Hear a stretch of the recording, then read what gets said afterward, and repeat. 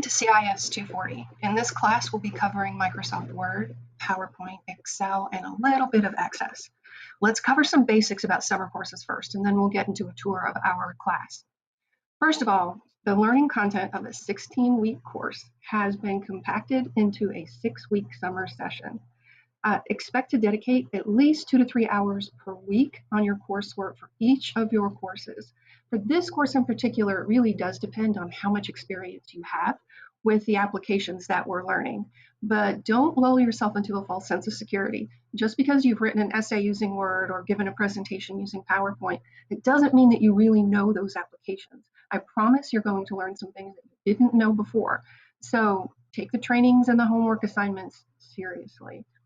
Second, it's really, really easy to get behind in a summer class. We all experience friends and family going off doing fun things and taking vacations and all of the things we associate with summer, but don't let that get you distracted. Don't tell yourself, I'll just catch up next week, because you won't. Things will pile up very quickly in this 6-week course if you don't keep up. So make sure that you keep yourself disciplined, keep reminding yourself of why you chose to take the summer session, and stay on track. You don't want to get behind and try to catch up toward the end, because you will not be able to schedule a bunch of tests in the last week of class to get caught up because you've put everything off until the last minute. Finally, remember, I'm here to help.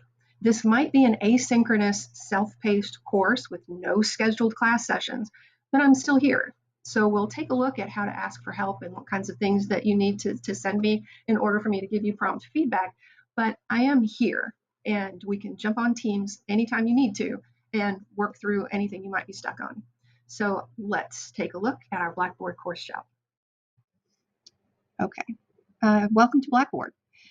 Just in case you don't have much experience in Blackboard, we're going to cover some basic things. So even if you are experienced with Blackboard, maybe hang around and you might catch something that maybe you didn't know. So here on our homepage, you do have this to-do pane. Notice the categories here. It's going to show you things that might be due today, things coming up to do, things that might be a little bit past due. So keep an eye on the to-do list. You also have this My Calendar link over here that shows you your calendar. And so anything that has a due date in Blackboard will show up in your calendar as well.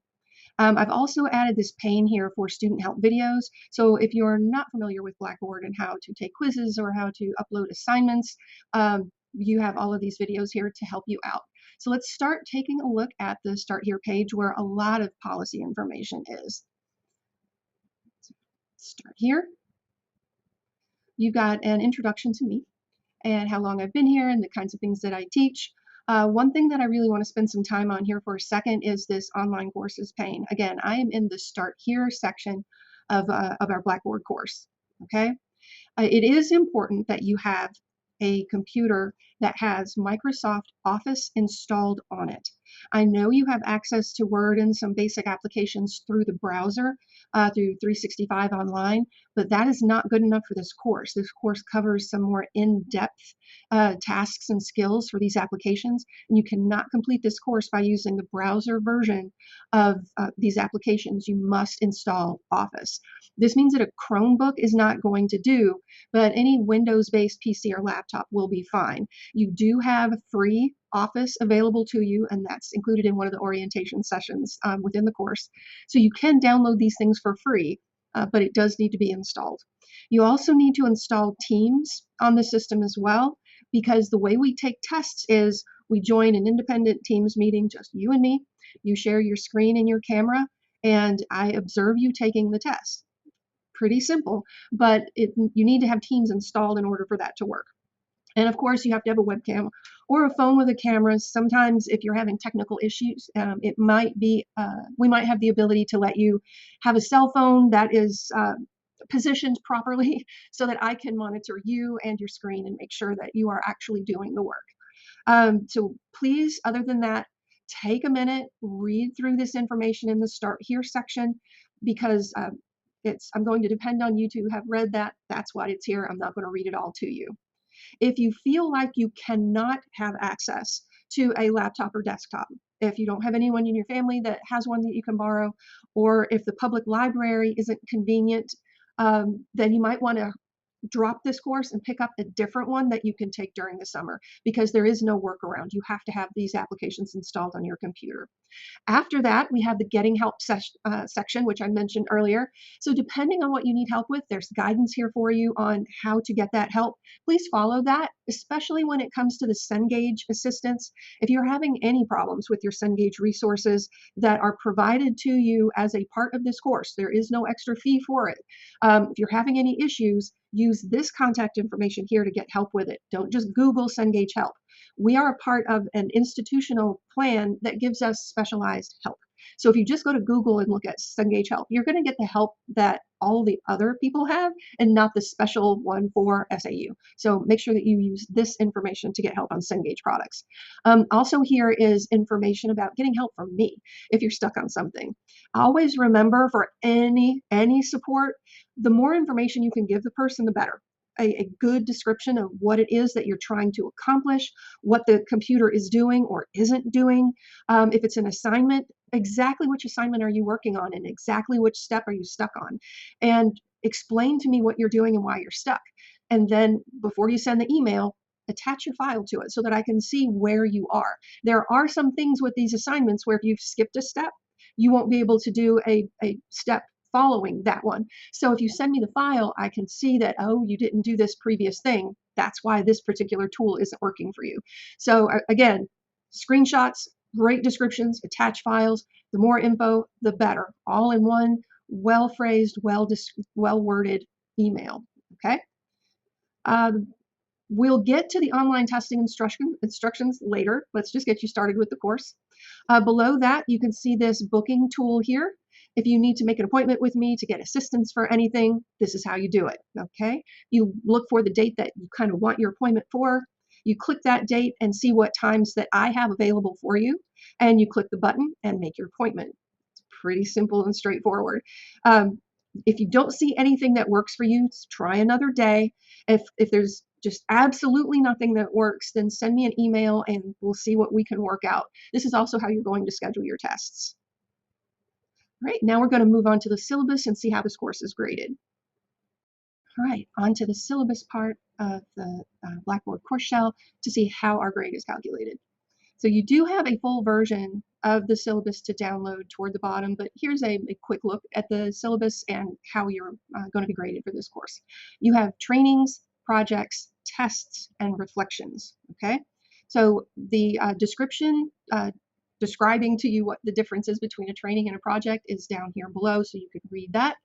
One thing I do want to point out, though, is the reflections. You need to do one reflection for each of the applications, Word, PowerPoint, and Excel. Okay, and each of those reflections needs to be specific to that application and how you plan to use the skills that you learned in that application, either in future classes or in your career or internship or maybe part-time job.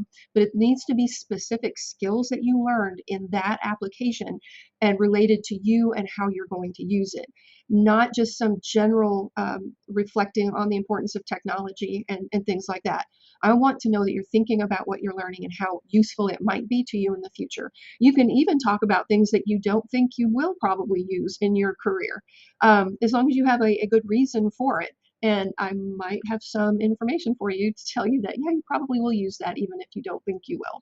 So make sure that those reflections are following the instructions in Blackboard and that they are specific for each of the applications and your specific situation. So that's just 10% of the grade, but it can be making all the difference in the world between, getting bumped up from that B to that A or the C to the B. So don't discard anything just because you see that it's just 10% of your grade.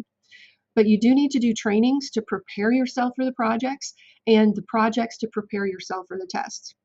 And the tests, if you earn a 90% or better, you can actually earn a badge to put on your resume and your LinkedIn to show that you have achieved a certain level of skill expertise with these different applications. So that's a little extra something to shoot for when you're preparing for these tests, okay?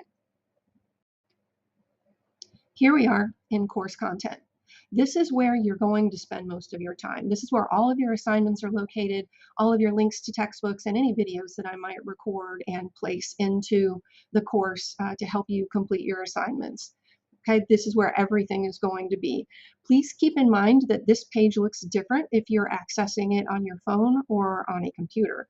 You can see here that I'm accessing this on a laptop, so you can see the content that is showing in each of these items. If you pause this video for a second and take a look at what this course content page looks like on your mobile device through the Blackboard app, it'll look a lot different. So keep in mind, for all of your classes, your teachers are creating them to be viewed and used on a computer. That's the way we are creating them.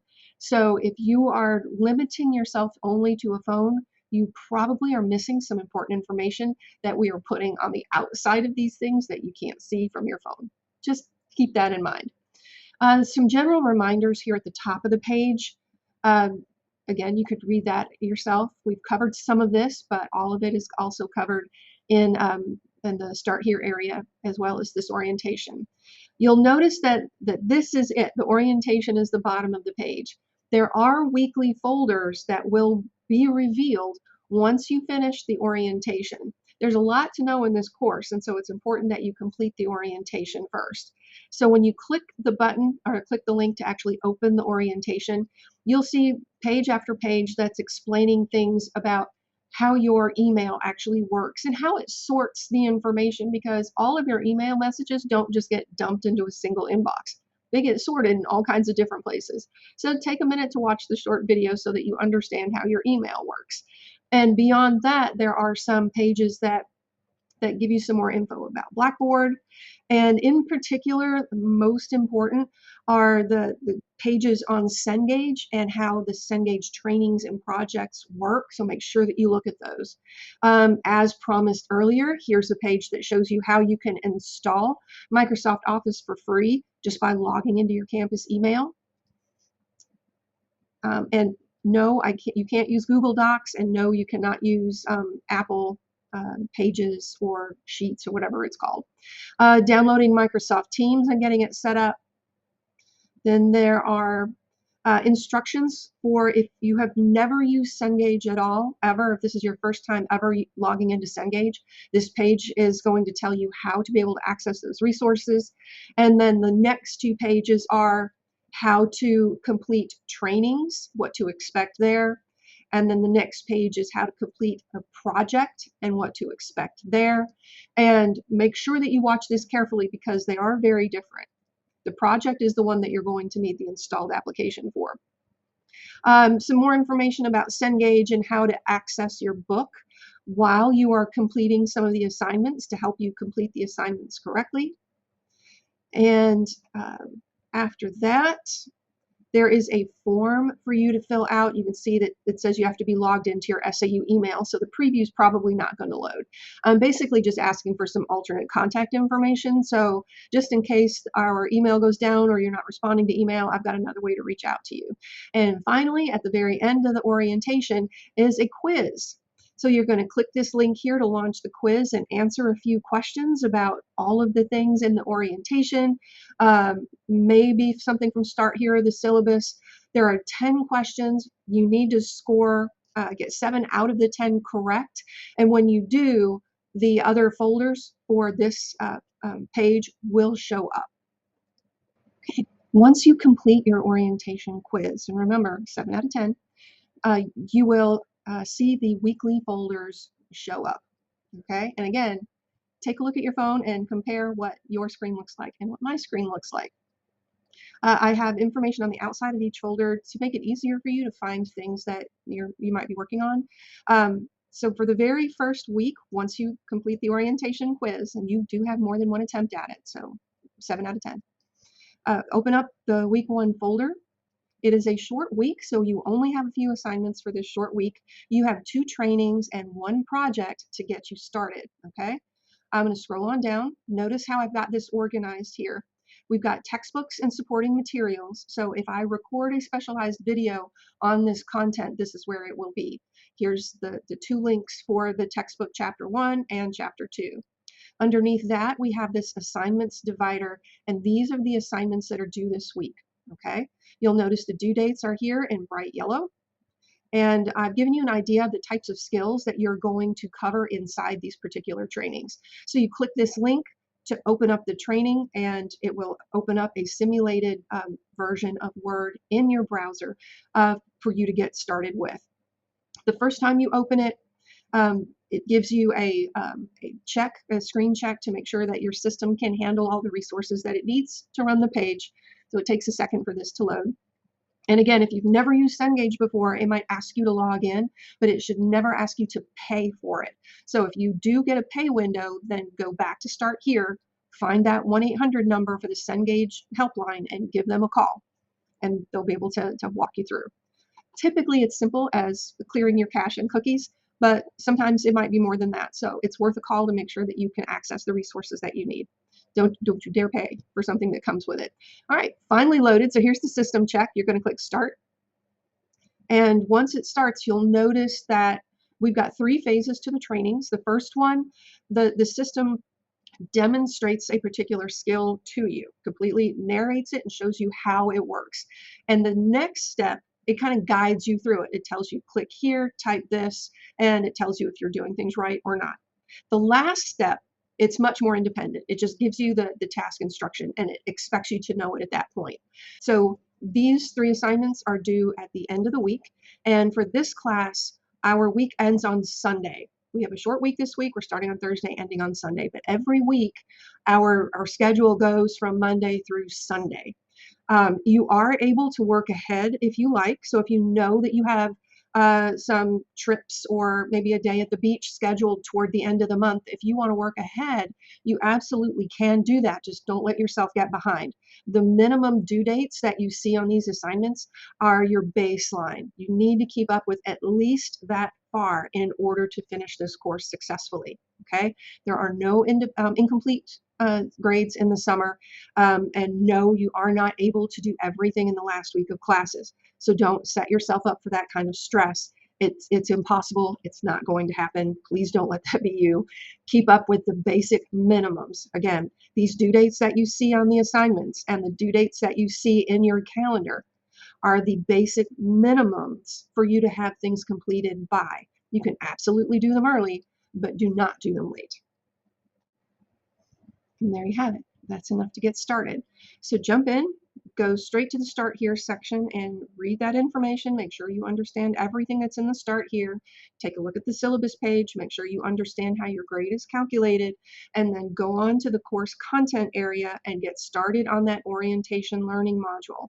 Again, you've got to complete read all of those things, watch all of those videos, and then take that orientation quiz so that your folders will open up for you and you can actually get started on the assignments that are due this week. I'll look forward to seeing all of your work and your progress. And remember, I'm here to help if you have any questions or get stuck on any steps. I am here.